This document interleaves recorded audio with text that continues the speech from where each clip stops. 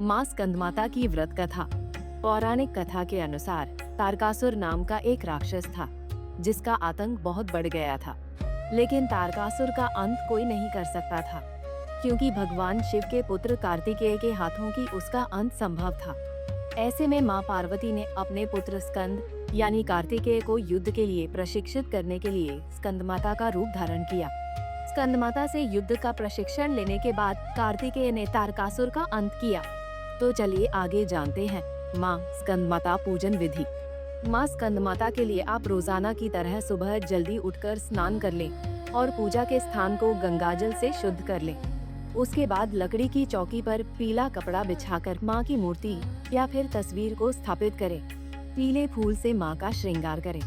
पूजा में फल, फूल, मिठाई, लौंग, इलायची, अक्षत, धूप, दीप और केले का फल अर्पित करें।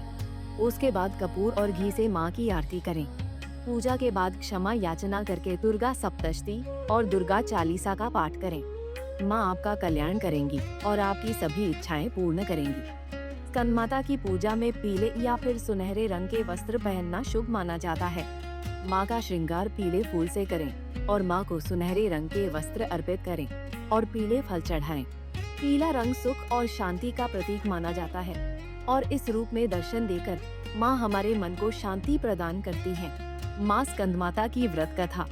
पौराणिक कथा के अनुसार तारकासुर नाम का एक राक्षस था जिसका आतंक बहुत बढ़ गया था। लेकिन तारकासुर का अंत कोई नहीं कर सकता था क्योंकि भगवान शिव के पुत्र कार्तिकेय के हाथों की उसका अंत संभव था। ऐसे में माँ पार्वती ने अपने पुत्र स्कंद यानी कार्तिकेय को युद्ध के लिए प्रशिक्षित करने के लिए स्कंदमाता का रूप धारण किया। स्कंदमाता से युद्ध का प्रशिक्षण लेने के बाद कार्तिकेय ने तारकासुर का अंत किया। तो चलिए आगे जानते हैं माँ स्कंदमाता पूजन विधि। माँ स्कंदमाता के लिए आप रोजाना की तरह सुबह जल्दी उठकर स्नान कर लें और पूजा के स्थान को गंगाजल से शुद्ध कर लें। उसके बाद लकड़ी की चौकी पर पीला कपड़ा बिछाकर माँ की मूर्ति या फिर तस्वीर को स्थापित करें। पीले फूल से माँ का श्रृंगार करें। पूजा में फल, फूल, मिठाई, लौंग, इलायची, अक्षत, धूप, दीप और केले का फल अर्पित करें।